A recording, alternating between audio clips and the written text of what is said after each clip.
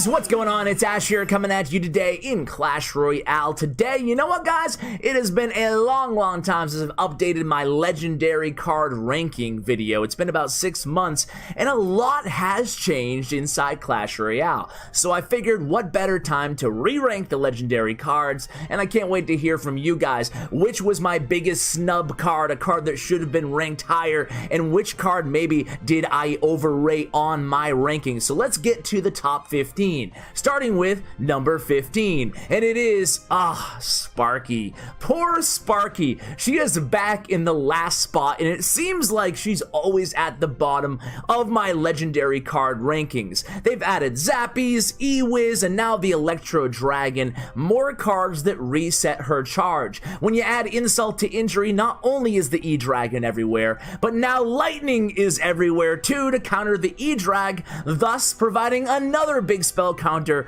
for the Sparky. That's why Sparky makes my list at number 15, and to be honest with you, I feel like Sparky needs more than just a buff. I feel like she needs a rework. In my opinion, she needs a quicker charging time, so a faster firing rate, and maybe doing significantly less damage. Right now, it's just so easy to counter Sparky, especially again with the introduction of the Electro Dragon. That's why Sparky makes number 15 on the list. At number 14, we have the Magic Archer. Magic Archer, he went from top 5 all the way to second worst legendary card, and again, I don't think the Magic Archer is useless. I think it's a really strong card. I think he's versatile and interesting and unique and can provide Fireball and Big Spell bait.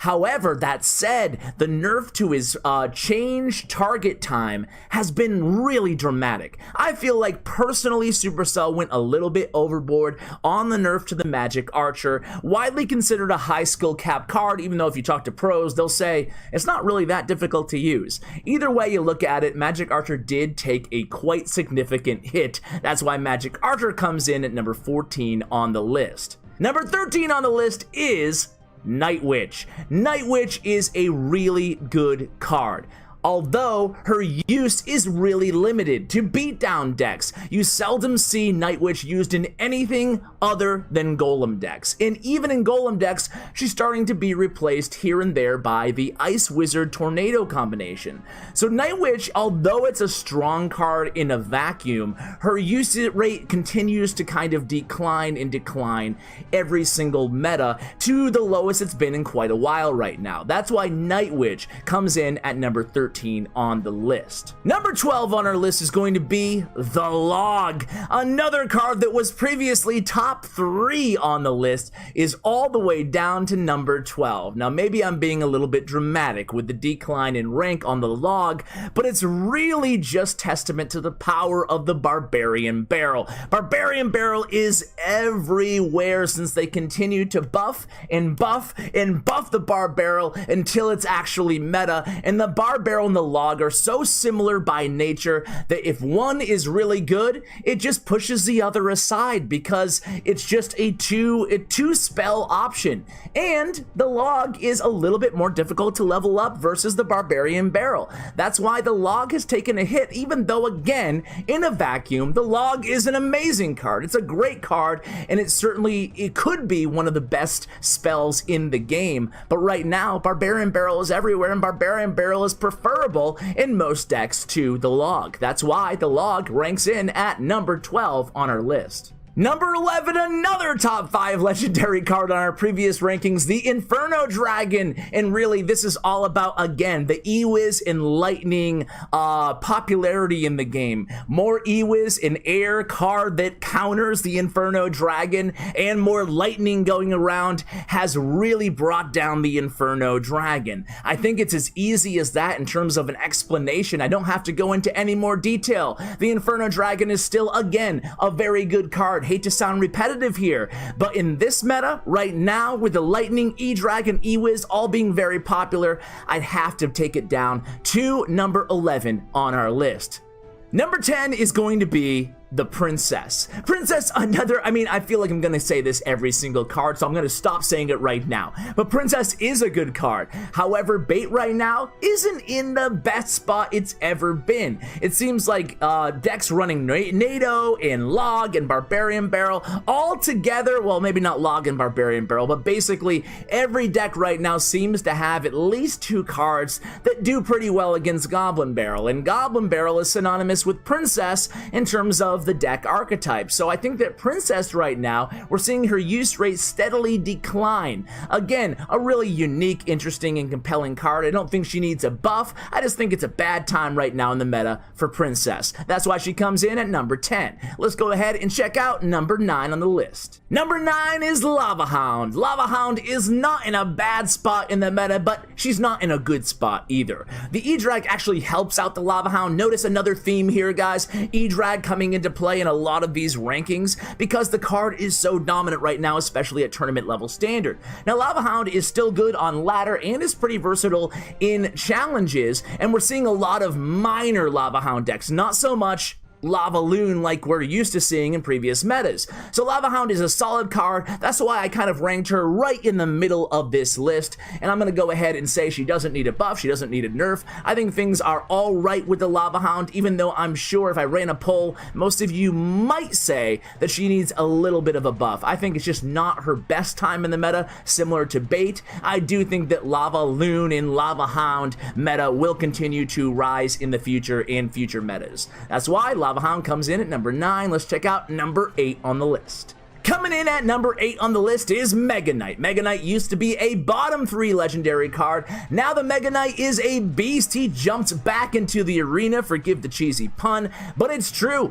His very, very slight buff to the Mega Knight just made him a lot more versatile, especially getting that last final blow off against swarm units or against kind of squishy mid-tier support cards. Mega Knight is back in the meta, but we're still tempering our expectations of the Mega Knight. That's why we have him ranked dead in the middle here at number 8 on our list. He's not dominant, and maybe one could argue he might need a little bit more of a buff to be really truly tier A meta viable in the game, but either way, he's certainly way better than he used to be, and we're seeing him used in way more decks. That's why Mega Knight comes in at number 8 on the list.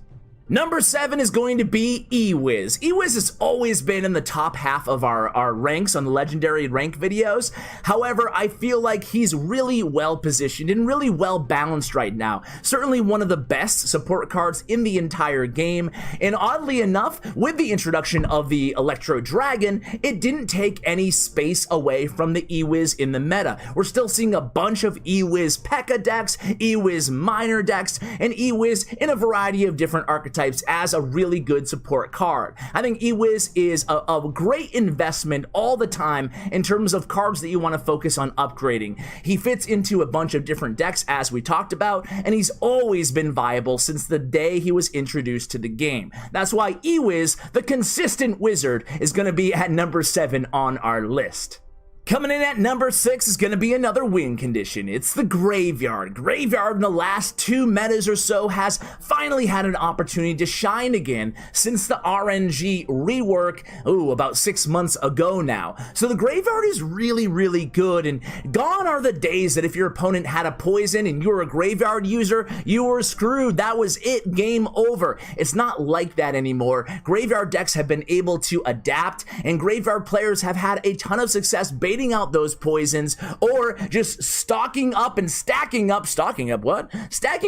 at the bridge, forcing that poison out of the opponent and then punishing with the Graveyard. Also, Barbarian Barrel has been great for Graveyard. It's a perfect spell to combo with the Graveyard for a 7 elixir push. You can sometimes take down a tower. That's why Graveyard is looking good at number 6 on our list. Let's move into the top 5. Top 5 could really go in any order, guys. These cards are amazing, and number 5 is going to be the Bandit, a 3 elixir threat, so strong. I am a little bit, I don't know, I didn't expect the E-Drag to be able to stop the Bandit mid-charge. I thought that no card was supposed to do that. Currently, E-Drag is the only card, but I hear that's not a bug, that's by design. So anyway, we'll rank her at number 5, but I think she's incredibly powerful. That dash can be so deceptive, She hits and makes contact with those Princess Towers on a regular occurrence. She's a really strong card for only 3 elixir. I love the Bandit. I love the unique ability of the Bandit Dash. That's why she comes in at number 5 on our list here. Let's move into the top 4. Number 4, we have the recently buffed again Ice Wizard. Ice Wizard, another card that we're used to seeing down at the bottom of the list, but Ice Wiz is a really solid card. I can't believe they buffed him again, albeit the buff was pretty minor, only really affected the last hit of the Ice Wizard, or before he retargets onto the next unit, a little bit of an increase on his last shot on the freeze duration. With that said, it's really the combo of the Tornado in the Ice Wiz that has found a home in almost every archetype. Even Golem Beatdown lately is running Ice Wizard, along with Graveyard and Control and Minor decks and Cycle decks. Ice Wiz just seems to be everywhere because he is a powerhouse defensively. He's a key component in that 3-card synergy that we're seeing still incredibly meta in the game. The Tombstone, the NATO, and the Ice Wizard. Despite the nerf to the Tombstone, we're still seeing that combination dominate. Even in Hog decks, Ice Wiz is so key defensively again, and he makes for a pretty decent counter push with that AoE Ice ability. That's why Ice Wiz makes number 4 on our list. Let's move into the top 3. Top 3, number 3, arguably could be number 1 despite the nerf after nerf after nerf from Supercell. What do you got against the Royal Ghost, Supercell?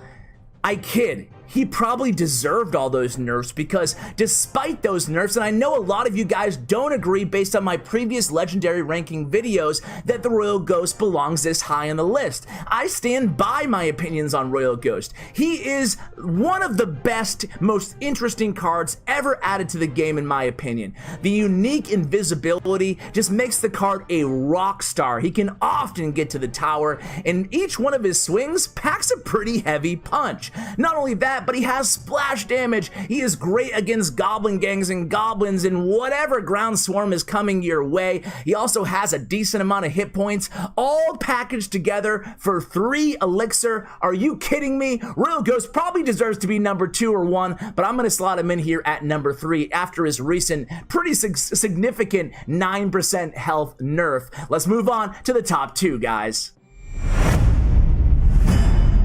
I don't know if anybody saw this one coming, but I'm a firm believer that this card might be, well, is, I guess, underrated, and that is the Lumberjack. Lumberjack is a beast. He swings so unbelievably fast. He can be deceptive in the amount of damage, even at half health, that he can do to a Princess Tower. The Lumberjack synergizes so well with 3 Musketeers, with Golem decks, with Balloon Cycle decks. The Lumberjack does incredibly well against Royal Giant, which is everywhere, and even with Royal Giant he does well. He does well in 2v2, he does well in 1v1. He's a very versatile card. He has the rage, he has a ton of damage that he puts out. Lumberjack certainly belongs at the top of this list. That's why I rank him at number 2. Now that only leaves 1 card, guys, and it's gonna be our old familiar friend,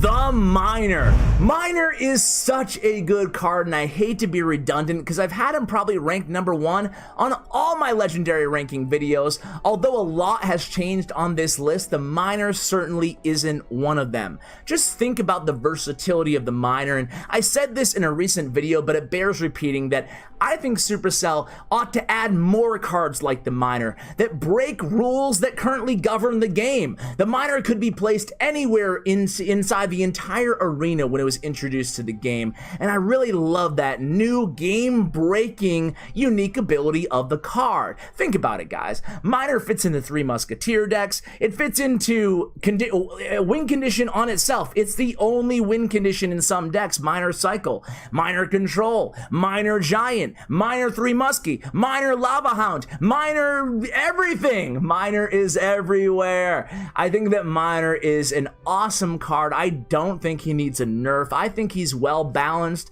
but just a staple of the game. He is a unique card. Again, I want to see more cards like him added to the game. What do you guys think? Does Miner belong at number 1 on my list here? What cards should I have ranked higher? Which cards should I have ranked lower? Let me know in the comments below. I love to hear your opinions on these list videos, guys. So thank you so much for watching. Huge shout out to Bren Chong, my YouTube partner. Check out his information below. And if you want to see any of these cards' win rates or any of the stats on ladder or tournaments or at grand challenges and classic challenges, check them out on statsroyale.com, a proud partner here on the channel. That link will also be the card popularity, that is, and win rates will be in the description below. Guys, thanks so much for watching, and as always, take care, guys.